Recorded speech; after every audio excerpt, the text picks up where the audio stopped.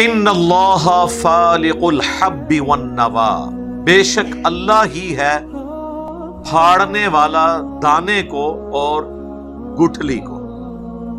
یعنی زمین میں جو ہم اناج بوتے ہیں، گندم کا دانہ بویا جاتا ہے، اسے پھاڑتا ہے اللہ تعالیٰ، 2 پتیاں باہر نکلتی ہیں اور پھر ایک اس کا پورا بوٹا لگ جاتا ہے. اسی طریقے سے آپ آم کی گٹھلی کو جب بوتے ہیں، شروع میں 2 پتیاں اس کی بھی باہر آتی ہیں، بہرحال پھر سال ہا سال لگتے ہیں، آلموسٹ 8 سال لگ جاتے ہیں اسے پہلی دفعہ پھل دینے کے لیے. تو اللہ تعالیٰ ہی یہ سارے معاملات لے کر چلنے والا ہے. یخرج الحی من المیت، اللہ تعالیٰ نکالتا ہے زندہ کو مردہ سے. زمین مردہ ہوتی ہے، باقی جگہوں پہ قرآن میں آتا ہے کہ ہم مردہ زمین کی طرف بارش بھیجتے ہیں اور ایک دم ہری بھری ہو جاتی ہے. یعنی پوٹینشلی اس کے اندر زندگی ہوتی ہے، لیکن وہ بارش کی برکت سے اللہ تعالیٰ اسے مردے میں سے زندہ نکال لیتا ہے. وَمُخْرِجُ الْمَيِّتِ مِنَ الْحَيِّ، اور نکالتا ہے اللہ تعالیٰ مردہ کو زندہ سے. بظاہر تو انڈا مردہ ہی ہے نا. بعض لوگ سائنٹیفکلی اس کے اوپر اعتراض بھی کرتے ہیں کہ جی وہ انڈے کے اندر زندگی تو ہوتی ہے اور آپ یہ مثال کیوں دیتے ہیں. قرآن چونکہ لٹریچر کی زبان میں بات کرتا ہے، اگرچہ قرآن نے یہ مثال نہیں دی ہے، لیکن ہم سمجھانے کے لیے اپنی دنیا کی زندگی سے پریکٹیکل ایگزامپلس دیتے ہیں کہ انڈا بظاہر مردہ ہوتا ہے، اس میں سے چوزہ نکل آتا ہے. مرغی زندہ ہے اور وہ بظاہر ایک مردہ چیز دیتی ہے، یعنی انڈا. لٹریچر کی زبان کے اندر، ہماری کامن آبزرویشن کے اندر تو اسی طریقے سے بات ہوگی. تو زندہ میں سے مردہ، مردہ میں سے زندہ. اور اگر آپ اس کو ایتھیکلی دیکھیں تو کافروں کے گھر مومنین پیدا ہو جاتے ہیں، مومنین کے گھر کافر پیدا ہو جاتے ہیں، وہ بھی تو زندہ اور مردہ ہے نا. بخاری و مسلم دونوں میں حدیث ہے کہ اللہ کا ذکر کرنے والا زندہ کی مثل ہے اور اللہ کا ذکر نہ کرنے والا مردہ کی مثل ہے. ذکر تو پھر بعد کی چیز ہے نا، اس سے بڑی چیز ہے ایمان کی دولت. جو ایمان لانے والے ہیں وہ زندہ ہیں، جو ایمان نہیں لانے والے ان کو اللہ نے قرآن میں مردہ کہا ہے. سورۃ الانعام میں یہ آیت گزر چکی ہے کہ حق بات وہی قبول کرتے ہیں جو بات کو سن لیتے ہیں، اور مردوں کو تو اللہ تعالیٰ قیامت کے دن ہی اٹھائے گا. یعنی عقل کے اندھے جو بات کو قبول نہیں کرتے ان کو اللہ تعالیٰ نے مردوں سے تشبیہ دی ہے. ذالکم اللہ فانا تؤفکون، یہ ہے تمہارا اللہ، تمہارا رب، تو کہاں پھیرے جاتے ہو، کہاں بہک کے جاتے ہو. یعنی جس رب کی یہ کوالٹیز ہیں اسے اپنا معبود مانو، اسے اپنا الہ مانو اور اسی سے ہی دعائیں مانگو. اللہ کو چھوڑ کر اور ہستیوں کی طرف کیوں متوجہ ہوتے ہو، حالانکہ ان کے پاس تو کوئی کوالٹی اس میں سے نہیں ہے کہ وہ گٹھلی میں سے درخت کو نکال لیں، دانے میں سے پودے کو نکال لیں. یہ تو کسی کو پتہ بھی نہیں ہے. لوگ کہتے ہیں نگاہ مار کے یہ کر دیتے ہیں وہ کر دیتے ہیں. میرے بھائی زمین کو اللہ نے ایک ہی بار آرڈر دیا ہوا ہے، کتنی تابع فرمان ہے. میں اکثر حیران ہوتا ہوں زمین کے اوپر، مٹی کے اوپر. آپ دیکھیں کہ سڑکوں کے کناروں کے اوپر بھی یہ منظر تو آپ کو اسلام آباد میں کثرت سے نظر آئے گا، کیونکہ وہاں کی آب و ہوا بڑی موزوں ہے اس سبزے کے اعتبار سے.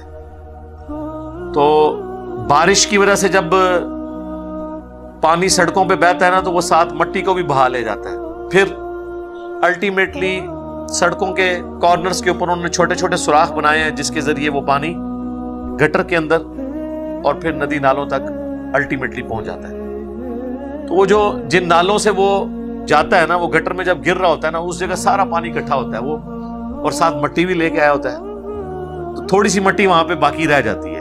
اسی طریقے سے فٹ پاتھ اور سڑک کا جو جوائنٹ ہوتا ہے اس میں بھی آپ دیکھتے ہیں ہلکی سی مٹی رہ جاتی ہے. جناب اس میں سے بھی پودے نکل رہے ہوتے ہیں. دیکھیں آپ نے کتنی تابع فرمان ہے یہ مٹی. بس کسی طریقے سے بھی وہاں پہ بیج پہنچ گیا، چاہے وہ کسی چڑیا کے ذریعے پہنچا، کسی اور جانور کے ذریعے پہنچا. زمین چھوڑ دیں آپ، یہ پرانے جو قلعے ہیں، پرانی دیواریں جو مٹی کی چنائی کے ساتھ تھیں، آپ دیکھیں ان پہ بارش ہوتی ہے اس میں سے بھی کتنے بڑے بڑے درخت نکل آتے ہیں. یعنی اللہ تعالیٰ کا آرڈر ہے مٹی کو، دیکھنے میں یہ حقیر چیز ہے لیکن اگاتی ہے. دوسری طرف سونا سب سے قیمتی دھات ہے، اس میں آپ بیج ڈالیں تو کچھ بھی نہیں نکلے گا۔ یہ اللہ تعالیٰ نے مٹی کے اندر کوالٹی پیدا کر دی ہے۔ تو اللہ تعالیٰ فرما رہا ہے یہ ہے تمہارا رب اللہ، اسے اپنا معبود مانو جس کی یہ کوالٹیز ہیں۔ فالق الاصباح، صبح کو نکالتا ہے رات کی تاریکی سے پھاڑ کر، کیسے گریجولی روشنی پھیلتی ہے۔ وجعل اللیل سکنا، اور رات کو اس نے بنایا ہے آرام کرنے کے لیے۔ والشمس والقمر حسبانا، اور سورج اور چاند کو حساب کے لیے رکھ دیا ہے۔ سارا یہ حساب ہی سورج اور چاند کی وجہ سے چل رہا ہے، چاہے آپ کے لیونر ایئرز ہوں چاہے سولر ایئرز ہوں۔ پھر چاند ایک کیلنڈر بھی ہے آسمان میں، آپ دیکھیں کہ چاند جب نکلتا ہے بالکل باریک ہوتا ہے، پھر وہ سیمی سرکل بن جاتا ہے 7 دن کے بعد، پورا سرکل بن جاتا ہے 14 دن کے بعد، پھر وہ دوسری طرف سیمی سرکل بن جاتا ہے 21 دن کے بعد۔ تو تھوڑی بہت اگر آپ کو سمجھ ہو تو آپ چاند کے ذریعے تاریخ بتا سکتے ہیں قریب قریب کہ یہ والی تاریخ ہے۔ یہ اللہ کی طرف سے کیلنڈر ہے۔ پھر روزانہ کا ایک کیلنڈر 24 گھنٹوں کا، سورج کے نکلنے سے لے کر غروب ہونے تک۔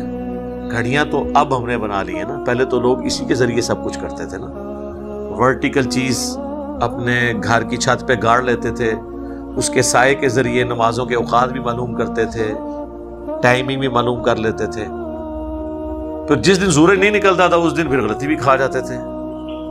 صحیح بخاری میں آتا ہے کہ صحابہ کرام نے ایک دفعہ روزہ افطار کر لیا، بعد میں سورج نکل آیا، کیونکہ اس زمانے میں علم غیب نہیں ہوتا تھا، وہ بابوں کو ہوتا ہے، صحابہ کو تو نہیں ہوتا تھا، ورنہ روزہ افطار کر لیتے۔ سورج نکل آیا بعد میں، وہ تابعی پوچھتے ہیں کہ پھر کیا کیا تھا؟ انہوں نے کہا پھر اس روزے کی قضا ہی ہم نے دی تھی، کیونکہ ہم تو افطار کر چکے تھے، چاہے غلطی سے کیا، گنتی تو پوری کرنی تھی۔ آج اگر یہ مسئلہ ہو تو پھر ہم ساتھ یہ بھی سوال پوچھیں گے کہ جی اس زمانے میں علم غیب نہیں تھا ہوتا؟ یہاں تو ہمارے بزرگ تو کہتے ہیں جناب سورج تو ہم سے پوچھ کے چڑھتا ہے، ہم تو پوری دنیا کو ایسے دیکھ رہے ہیں جیسے ہتھیلی پہ رائی کا دانا۔ تو آپ لوگ تو صحابہ، آپ لوگوں کے گھوڑوں کے قدموں کی خاک، جو گھوڑے کے نتنے میں بیٹھے اس کو کوئی غوث قطب ابدال نہیں پہنچ سکتا، تو آپ لوگوں کو نہیں پتا چلا، بعد کے بزرگ تو یہ کچھ سب کچھ دیکھتے ہیں۔ اس زمانے میں کہانیاں ہوتی نہیں تھی۔ ہم نے یہ ساتھ ساتھ آپ کے دماغ میں ڈرل کرنا ہے تاکہ آپ کو پتا چلے کہ کس بڑے لیول کا دھوکہ اس امت کو دیا گیا ہے قرآن کے ہوتے ہیں۔